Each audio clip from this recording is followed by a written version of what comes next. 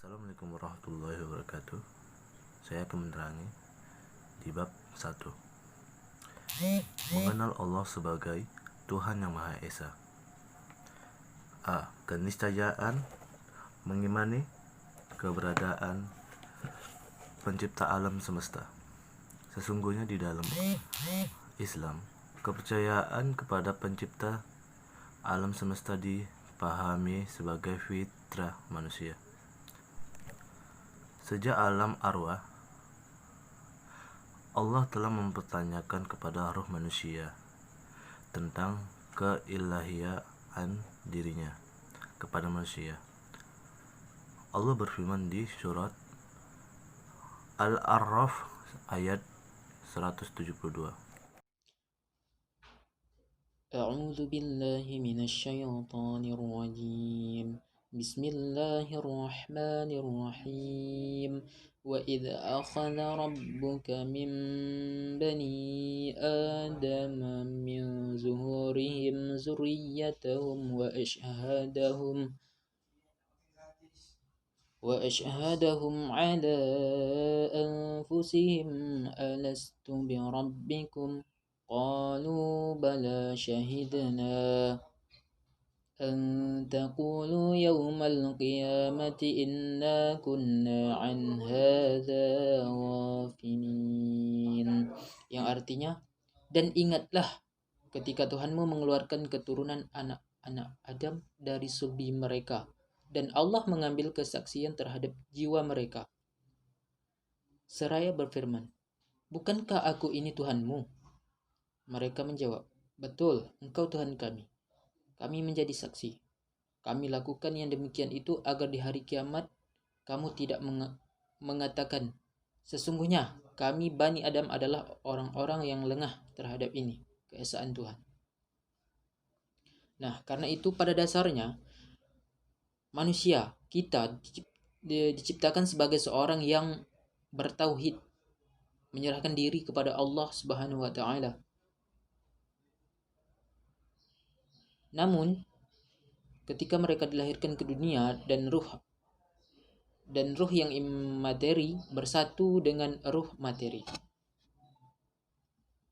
Nah, dalam potensi fitrah itu tumbuh bersama dengan potensi dan pengaruh lainnya, terutama pengaruh lingkungan dan pendidikan.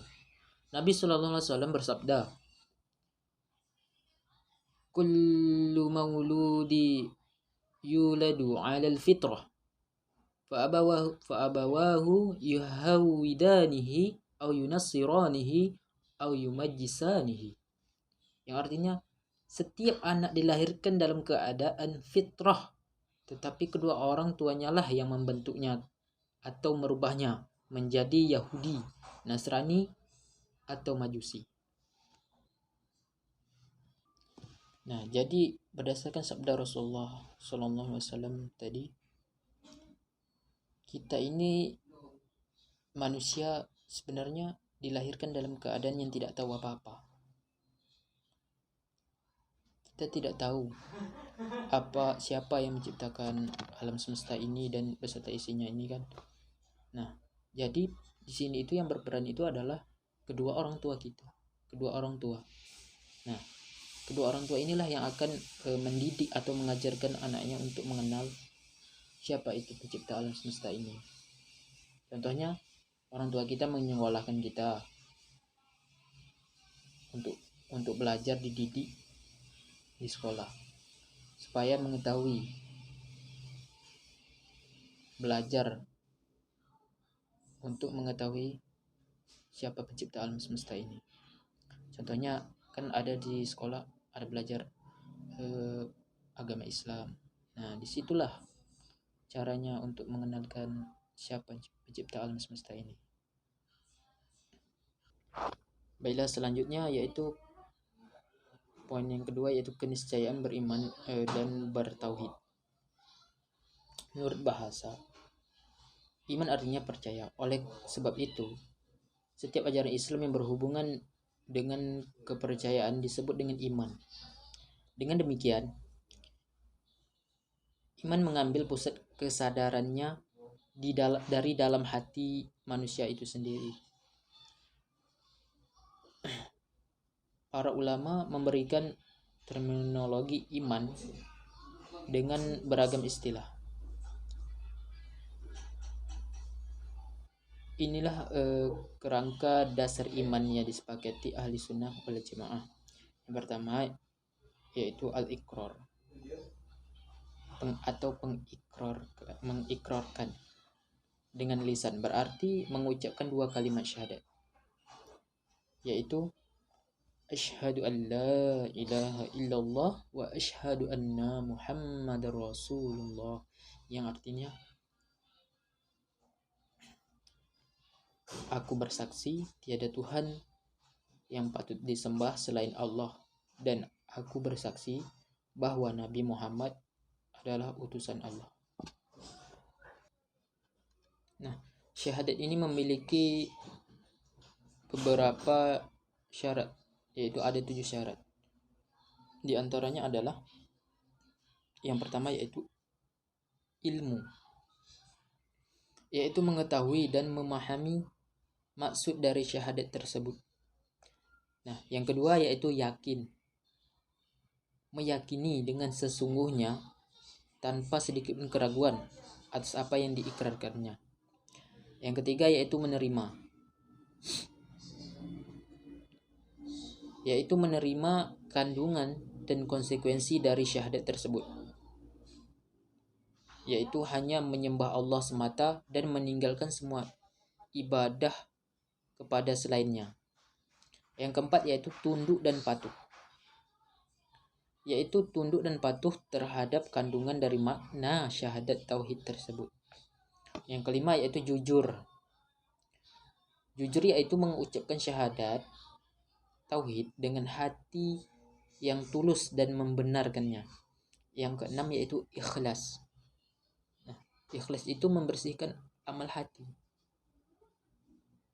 amal lisan dan perbuatan dari segala riya dan kesyirikan. Yang ketujuh yaitu cinta, yaitu mencintai kalimat ini, kalimat syahadat, beserta segala isi dan konsekuensinya. Nah, seorang yang bersyahadat atau bersyahadat tauhid akan mencintai Allah dengan cinta yang tulus dan bersih dari kesyirikan. Yang selanjutnya yaitu syarat syahadat kepada Nabi Muhammad SAW memiliki 6 syarat, yaitu yang pertama yaitu mengakui kerasulan Nabi Muhammad SAW dengan meyakini di dalam hati sebagai utusan Allah kepada makhluknya, jin dan manusia. Yang kedua yaitu mengucapkan dengan lisan sebagai suatu bukti pengakuan di dalam hati. Yang ketiga yaitu mengikuti dan mengamalkan segala sunnahnya sesuai dengan kedudukannya di dalam hukum taklifi. Yang keempat yaitu membenarkan segala yang diinformasikannya, baik itu yang gaib maupun sesuatu yang akan terjadi pada masa yang telah lalu maupun yang akan datang.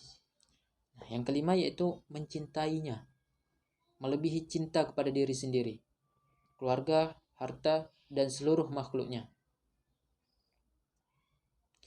Pernah Nabi berkata pada sahabatnya, dia berbicara seperti ini, tidak sempurna, belum sempurna imanmu sebelum aku, kata Nabi Muhammad, lebih kau cintai daripada dirimu sendiri dan keluargamu. Nah, itu yang kelima. Yang keenam yaitu mendahulukan sabdanya yang sahih dan semua pendapat siapapun dari makhluk Allah. Nah, dari poin-poin yang telah saya jelaskan tadi, di sini saya mengambil kesimpulan bahwa Allah Subhanahu wa taala adalah Sang Maha Pencipta yang telah menciptakan alam semesta ini beserta isinya, baik itu manusia, tumbuhan, jin, dan lain sebagainya, makhluk hidup lainnya. Nah, di sini kita sebagai kaum muslim Hukumnya wajib untuk meyakini bahwa Allah itu adalah pencipta alam semesta ini. Nah, untuk itu kita yakin bahwa segala sesuatu itu terjadi karena kehendak Allah Subhanahu wa taala. Nah, baik, mungkin hanya itu yang dapat saya sampaikan. Lebih dan kurangnya saya mohon maaf. Dan saya akhiri. Wassalamualaikum warahmatullahi wabarakatuh. Waalaikumsalam warahmatullahi wabarakatuh. Nah, saya Heru Arfansyah. Sini saya akan bahaskan tentang bab 2, yaitu tentang Islam, iman, dan ihsan. Nah, pertama itu Islam.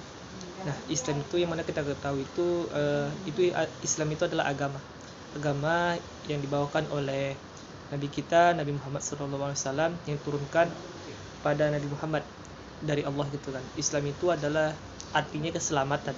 Nah, jadi secara singkatnya mungkin siapa yang masuk Islam itu dia bakal selamat seperti itu. Selamat dari apa? Selamat dari kebatilan ataupun juga hal-hal yang buruk seperti itu. Karena juga Islam mengatur tentang sedemikian rupa, kayak mungkin mengatur dari cara kita berperilaku, bersikap, dan juga bahkan dari hal kecil itu mungkin dari kecilnya itu kayak kita masuk ke kamar mandi juga itu diatur sama agama Islam seperti itu.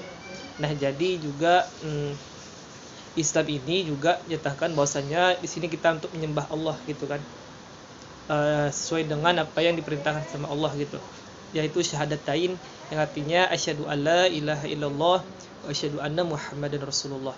Nah, jadi aku bersaksi bahwasanya tidak Tuhan selain Allah, dan aku bersaksi bahwasanya Muhammad itu utusan Allah. Nah, jadi secara singkatnya Islam itu adalah keselamatan. Jadi siapa yang memasuki agama Islam, maka dia akan selamat seperti itu. Dan yang kedua itu adalah keimanan atau iman. Nah, mana kita tahu itu iman itu bahwasanya rasa percaya kita, rasa kita menekuni. Bagaimana misalnya contoh kayak rukun iman itu ada 6. Yang pertama itu iman kepada Allah, iman kepada malaikat, rasul, kitab, dan juga rasul, percaya pada malaikat, kitab-kitab, lalu rasul, dan juga akhirat yang terakhir itu qada dan qadar, takdir, dan takdir baik dan takdir buruk seperti itu. Nah, jadi kita dituntut ini bahwasanya kita mempercayai bahwasanya 6 landasan ini baru patut kita teladani ataupun juga patut kita contoh lah gitu kan, maksudnya kita percayakan begitu. Terus di sini juga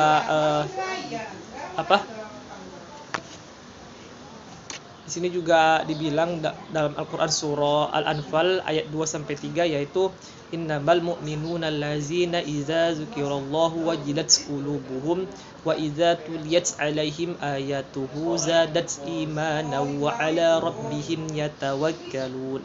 Yang artinya itu bahwasanya sungguhnya orang-orang yang beriman itu adalah mereka yang paling disebut nama Allah, gemetarlah hati mereka, dan apabila dibacakan kepada mereka ayat-ayatnya, bertambahlah iman mereka karena itu, dan kepada Tuhanlah mereka bertawakal. Ya, jadi di sini bahwasanya di sini kalau misalnya kita beriman itu disebut nama Allah, bergetarlah hati kita selaku umat muslim seperti itu. Lalu juga di sini ada yang terakhir yaitu ihsan. Ihsan itu adalah kita harus berbuat baik kepada siapapun, orang tua, adik, abang, ataupun sekitar kita, di lingkungan kita itu kita harus berbuat baik. Bahwasanya ada dalam rujukan itu dalam Al-Qur'an surah An-Nahl ayat 90, yaitu artinya innallaha ya'muru, saya ulangi, innallaha ya'muruna bil 'adli wal ihsani wa ita'i dzil qurba wa yanha 'anil fahsya'i wal munkari wal baghi ya'izukum la'allakum tazakkarun. Yang artinya itu sungguhnya Allah menyuruh kamu berlaku adil dan berbuat kebaikan, memberi kepada kaum berkerabat, dan Allah melarang dari perbuatan keji, kemungkaran, dan permusuhan. Dia memberi pengajaran kepada kamu agar kamu dapat mengambil pelajaran.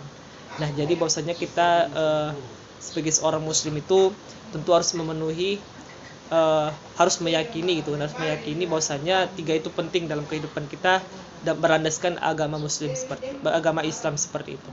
Mungkin secara singkatnya seperti itu. Billahi taufiq wal hidayah. Assalamualaikum warahmatullahi wabarakatuh. Assalamualaikum warahmatullahi wabarakatuh.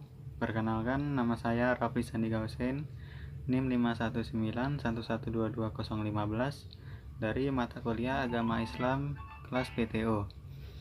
Nah, di sini saya akan menjelaskan beberapa pengertian dari Islam, iman, dan ihsan. Baiklah, saya akan menjelaskan sesuatu tentang Islam. Islam ini adalah sebuah agama yang paling diridhoi oleh Allah Subhanahu wa Ta'ala. Di dalam Islam ini terdapat rukun Islam, ada 5 rukun. Salah satunya membaca 2 kalimat syahadat yang berbunyi asyhadu alla ilaha illallah wa asyhadu anna muhammadar rasulullah, yang maknanya, yang artinya aku bersaksi bahwa tiada Tuhan selain Allah, dan aku bersaksi bahwa Nabi Muhammad adalah utusan Allah. Rukun Islam yang kedua adalah mendirikan sholat. Nah, mendirikan sholat ini adalah kewajiban bagi setiap umat Islam, karena mendirikan sholat adalah tiang agama. Jika tiang agama, pondasi, tidak berdiri dengan tegak, maka suatu saat bangunan itu akan roboh. Seperti itu juga lah agama ini, mesti dilakukan dengan sholat. Sholat itu wajib, contohnya sholat fardu, subuh, zuhur, asar, maghrib, dan isya. Sisanya ada beberapa sholat sunnah. Rukun Islam yang ketiga adalah membayar zakat. Nah, di setiap kaum Islam itu diwajibkan membayar zakat kepada orang-orang yang tidak mampu, contohnya fakir miskin. Rukun Islam yang keempat adalah berpuasa di bulan Ramadan. Nah, berpuasa di bulan Ramadan ini diwajibkan bagi orang-orang yang beriman agar kamu bertakwa. Contohnya dari dalil ini, ya ayyuhallazina amanu kutiba alaikumusiyam kama kutiba alal ladzina min qablikum la'allakum tattaqun, dari Quran Surah Al-Baqarah ayat 183. Nah, selanjutnya ada rukun Islam yang terakhir. Rukun Islam yang terakhir itu naik haji bagi yang mampu. Nah, bila orang Islam itu mampu, bisalah dia melakukan haji. Jika belum mampu, mungkin bisa umroh. Nah, selanjutnya saya akan menjelaskan iman. Iman ini adalah kepercayaan, keyakinan. Nah, dalam iman ini terdapat rukun juga. Salah satunya kan rukun iman yang pertama ada iman kepada Allah, yaitu percaya dan meyakini seyakin-yakinnya bahwa Allah itu ada. Yang kedua, iman kepada malaikat. Rukun iman yang ketiga adalah iman kepada kitab Allah. Nah, di kitab-kitab ini terbagi 4. Ada kitab Al-Quran yang diturunkan kepada Nabi Muhammad SAW. Kitab Injil itu diturunkan kepada Nabi Isa alaihissalam. Kitab Zabur itu diturunkan kepada Nabi Daud. Satu lagi, kitab Taurat itu diturunkan kepada Nabi Musa alaihissalam. Rukun iman yang keempat adalah iman kepada Nabi dan Rasul Allah. Nah, Nabi dengan Rasul itu berbeda. Nabi itu adalah utusan Allah yang sekedar menerima wahyu. Sedangkan Rasulullah itu seorang Nabi yang diberikan wahyu, namun akan disebarluaskan kepada umat-umatnya. Yang selanjutnya yaitu iman kepada hari kiamat. Nah, di iman kepada hari kiamat ini harus yakin seyakinnya bahwa hari kiamat, hari akhir itu akan ada suatu saat, namun hanya Allah yang tahu kapan itu akan terjadi. Rukun iman yang keenam adalah iman kepada qada dan qadar, yang yakninya artinya iman kepada takdir baik dan takdir buruk. Di setiap manusia itu pasti memiliki takdir. Contohnya jodoh. Nah, jodoh, maut, rezeki. Nah, selanjutnya penjelasan tentang ihsan. Di ihsan ini, ihsan itu seperti biasanya disamakan dengan akhlak. Akhlak, ada akhlak itu kayak mana tata keramanya, seperti apa perilaku, tingkah dan perilaku. Hakikat ihsan memiliki makna bahwa dalam menyembah Allah itu harus bersungguh-sungguh dengan penuh keuletan, harus ikhlas bahwa seakan-akan dia percaya bahwa Allah itu selalu melihat dia. Kurang lebih definisi ihsan seperti itu. Kurang dan lebihnya saya mohon maaf. Wabillahi taufiq wal hidayah. Assalamualaikum warahmatullahi wabarakatuh. A'udzubillahi minasyaitonirrajim. Bismillahirrahmanirrahim. Di sini saya akan menjelaskan tentang bab 3, yaitu manusia menurut Islam. Manusia menurut Islam yaitu sebagai ahsan at-taqwim, di mana kesempurnaan bentuk manusia yang dijelaskan juga dalam firman Allah dalam surah At-Tin ayat 4 yang berbunyi, A'udzubillahi minasyaitonirrajim. Bismillahirrahmanirrahim. Laqad khalaqnal insana fi ahsani taqwim. Artinya, sesungguhnya kami menciptakan manusia dalam sebaik-baiknya bentuk. Dari firman tersebut kita ketahui bahwa Allah Subhanahu wa Ta'ala menciptakan manusia dalam sebaik-baiknya bentuk, diberikan akal serta kemampuan untuk berpikir, menentukan yang baik dan yang buruk dalam berbagai hal. Sebagaimana kita ketahui bahwa manusia itu terbuat dari tanah dan akan kembali menjadi tanah.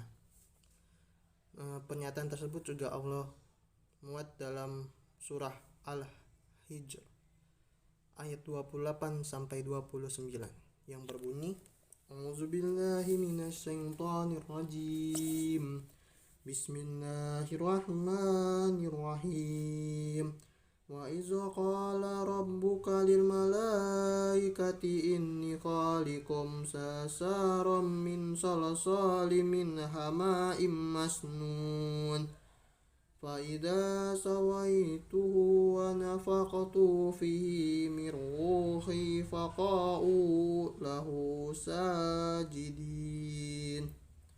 Artinya, dan tak kala berfirman Tuhanmu kepada para malaikat, sungguh aku yang menciptakan manusia dari tanah liat kering, dari lumpur hitam yang berbentuk. Maka tak kala aku menyempurnakannya dan aku tiupkan ke dalamnya dari ruhku, maka tunduklah kalian kepadanya dalam keadaan bersujud. Firman tersebut menjelaskan bahwa Allah Subhanahu wa Ta'ala menciptakan manusia dari tanah liat dan menyuruh kepada para malaikat untuk bersujud kepada ciptaan Allah tersebut. Yang pertama yaitu adalah Nabi Adam alaihissalam. Bersujud bukan berarti menganggap Nabi Adam itu adalah Tuhan, melainkan bersujud karena bahwa Adam tersebut merupakan ciptaan Allah yang paling sempurna, paling baik karena memiliki akal serta pikiran. Lalu selanjutnya kita akan menjelaskan tentang deskripsi dari manusia. Manusia itu diciptakan beraneka ragam warna, kulit, bahasa, ras, suku. Itu merupakan satu keturunan yang berasal dari satu ciptaan Allah yang pertama, yaitu Nabi Adam alaihissalam. Semua itu walaupun berbeda-beda tetapi masih dalam satu ras, dalam satu keturunan yang sama, masih merupakan saudara dari Nabi Adam alaihissalam. Allah menciptakan manusia. Di dalam manusia terdiri dari ruh yang merupakan jiwa dan diberikan akal serta pikiran, di mana dalam firman Allah Subhanahu wa taala dimuat dalam surah Al-Isra ayat 85. A'udzubillahi minasyaitonir rajim. Bismillahirrahmanirrahim. Wa yas'alunaka 'anil ruh.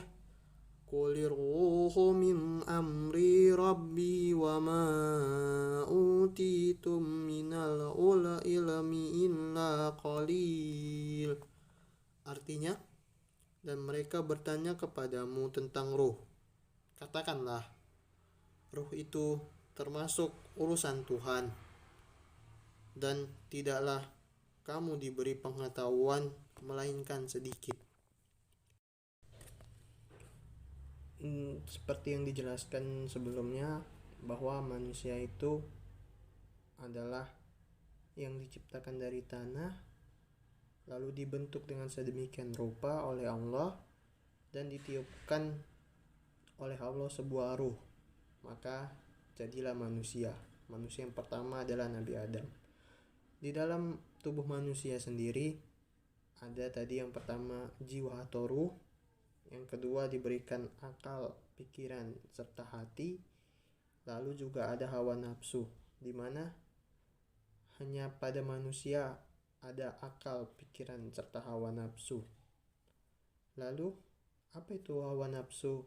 Apa itu akal pikiran? Akal pikiran itu digunakan untuk menangkap pengetahuan baru, ilmu-ilmu baru, agar manusia bisa berpikir lebih baik ke depannya, dan untuk menentukan apa yang mau dilakukan manusia itu, yaitu disebut dengan hawa nafsu. Hawa nafsu ini bisa mengarah kebaikan serta keburukan.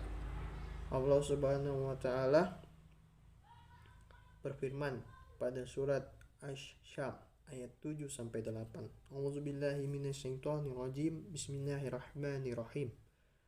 Wa nafsin wa ma sawwaha fa'ahamaha fujuraha wa taqwaha. Artinya, dan jiwa serta penyempurnaan, maka Allah mengilhamkan kepada jiwa itu jalan, kefasikan, dan ketakwaan. Nah, dari situ kalau kita sudah memperkuat jiwa kita dalam mengetahui ilmu-ilmu atau yang telah diajarkan Allah serta Nabi dalam kebaikan, maka insya Allah kita memiliki nafsu yang mengarah ke jalan kebaikan dan membantu kita dalam mendapatkan amal-amal ibadah yang baik, serta membawa kita kepada perhitungan menuju ke surga nanti. Amin amin ya rabbal alamin. Dengan segala kelebihan yang diberikan Allah Subhanahu wa taala, tentu menjadi pertimbangan di akhirat nanti sebagai bahan perhitungan, pertanggungjawaban apa yang kita lakukan dengan yang sudah Allah berikan kepada kita. Apakah kita menggunakannya di jalan Allah untuk kebaikan, atau malah sebaliknya yang mungkin di jalan keburukan. Nauzubillah min dzalik. Maka dari itu kita sama-sama menyadari bahwa manusia ini memiliki ruh, akal pikiran, serta hawa nafsu yang diberikan kelebihan ini tadi harus digunakan dengan sebaik-baiknya dan terus menjauhi larangan Allah Subhanahu wa taala. Akhir kata, wabillahi taufiq wal hidayah. Assalamualaikum warahmatullahi wabarakatuh. Sekian yang dapat saya jelaskan tentang bab 3. Terima kasih. Bismillahirrahmanirrahim. Assalamualaikum warahmatullahi wabarakatuh. Saya di sini akan membahas bab 4 mengenai manusia sebagai khalifah Allah. Berbicara mengenai manusia, Allah Subhanahu wa taala menciptakan manusia di muka bumi sebagai khalifah yang diperintahkan untuk mengolah, mengatur, dan memakmurkan bumi. Manusia sendiri diciptakan secara berpasang-pasangan untuk saling mengenal satu sama lain dan saling tolong-menolong. Karena sifat manusia yang ingin mempertahankan hidupnya, sehingga timbul keinginan untuk melanjutkan keturunan pada dirinya. Di alam semesta ini manusia tidak sendiri. Allah Subhanahu wa taala juga menciptakan tumbuhan, makhluk kecil, serta objek-objek langit lainnya yang memiliki peran masing-masing dalam kehidupan. Di dalam agama Islam, manusia diajarkan memiliki dua predikat, yaitu yang pertama sebagai hamba Allah Subhanahu wa taala atau Abdullah, dan yang kedua sebagai wakil Allah atau khalifatullah di muka bumi. Adapun peran manusia sebagai hamba Allah memiliki peran yang sangat kecil sehingga tidak memiliki kekuasaan. Sehingga fungsinya atau perannya hanya beribadah dan berpasrah kepadanya. Yang kedua, peran manusia sebagai khalifatullah memiliki peran yang sangat besar karena Allah Maha Besar dan manusia sebagai wakilnya di muka bumi. Sehingga manusia memiliki tanggung jawab dan otoritas yang besar. Baik, masuk ke materi pembahasan manusia dan martabatnya. Martabat di sini lebih pembahasan kepada tujuan penciptaan manusia. Penciptaan manusia yang utama yaitu sebagai atau yang utama beribadah kepada Allah Subhanahu wa taala. Hal ini sebagai mana dituangkan dalam surah Az-Zariyat ayat 56 seperti berikut. A'udzu billahi minasy syaithanir rajim. Bismillahirrahmanirrahim. Wa ma khalaqatul jinna wal insa illa liya'budun. Yang artinya, dan aku tidak menciptakan jin dan manusia melainkan agar mereka beribadah kepadaku. Dalam kitab tafsirannya, Fakhruddin Ar-Razi menyatakan ayat ini memiliki banyak hikmah. Di antaranya, Allah Subhanahu wa taala menyebutkan dan memberitahukan jin dan manusia agar selalu beribadah kepada Allah Subhanahu wa taala. Agar tujuan itu dapat tercapai, Allah Subhanahu wa taala mengutus nabi dan rasul dan memberitahu kepada manusia bagaimana caranya beribadah kepada Allah Subhanahu wa taala. Dalam kaitannya, nabi dan rasul juga selain memberi atau mengajarkan bagaimana caranya beribadah kepada Allah, nabi dan rasul juga beribadah kepada Allah. Walaupun ayat ini ditegaskan hanya khusus untuk jin dan manusia, tetapi bukan tidak berarti makhluk-makhluk lain seperti malaikat, tumbuhan, dan hewan lainnya tidak beribadah kepada Allah, tapi mereka tetap beribadah kepada Allah Subhanahu wa taala. Baik, materi selanjutnya yaitu tanggung jawab manusia sebagai khalifah Allah. Berbicara tentang khalifah, ada beberapa ayat dalam Al-Quran yang menceritakan kedudukan manusia sebagai pemakmur alam atau sering dikenal dengan istilah khalifah di atas bumi. Seperti pada surah Al-Baqarah ayat ke-30, Allah berfirman, A'udzu billahi minasy syaithanir rajim. Bismillahirrahmanirrahim. Wa idh qala rabbuka lil malaikati inni ja'ilun fil ardi khalifah. Qalu ataj'alu fiha man yufsidu fiha wa yasfiku dima'a wa nahnu nusabbihu bihamdika wa nuqaddisu lak. Qala inni a'lamu ma la ta'lamun. Yang artinya, ingatlah ketika Rabbmu berfirman kepada para malaikat, sesungguhnya aku hendak menjadikan seorang khalifah di muka bumi. Mereka berkata, mengapa engkau hendak menjadikan khalifah di muka bumi itu orang yang akan membuat kerusakan padanya dan menumpahkan darah? Padahal kami senantiasa bertasbih dengan memuji dan mensucikan engkau. Rabb berfirman, sesungguhnya aku mengetahui apa yang tidak kamu ketahui. Makna khalifah dalam konteks ayat ini berarti seorang manusia yang memiliki peran dan tugas sebagai pelaku pengurusan dunia. Maksudnya adalah khalifah memiliki kedudukan sebagai petugas sekaligus pemegang amanah pemerintah untuk memakmurkan dan mengurus tatanan kehidupan manusia di bumi, baik itu secara duniawi maupun secara spiritualitas atau agamawi. Nah, dari pembahasan ini kita dapat mengambil kesimpulan manusia diciptakan untuk selalu beribadah sebagai hamba Allah yang selalu beribadah dan taat kepadanya, dan sebagai khalifah yang bertanggung jawab untuk memakmurkan dan mengurus tatanan kehidupan bumi ini. Semoga kita menjadi hamba yang selalu taat beribadah kepada Allah dan menjadi khalifah yang selalu berusaha untuk memakmurkan dan mengurusi tatanan kehidupan dunia ini dengan mematuhi syariat Islam yang telah diberikan oleh Allah Subhanahu wa taala. Mungkin itu sajalah dari saya yang dapat saya sampaikan. Saya mohon ampun kepada Allah bila ada kata yang salah.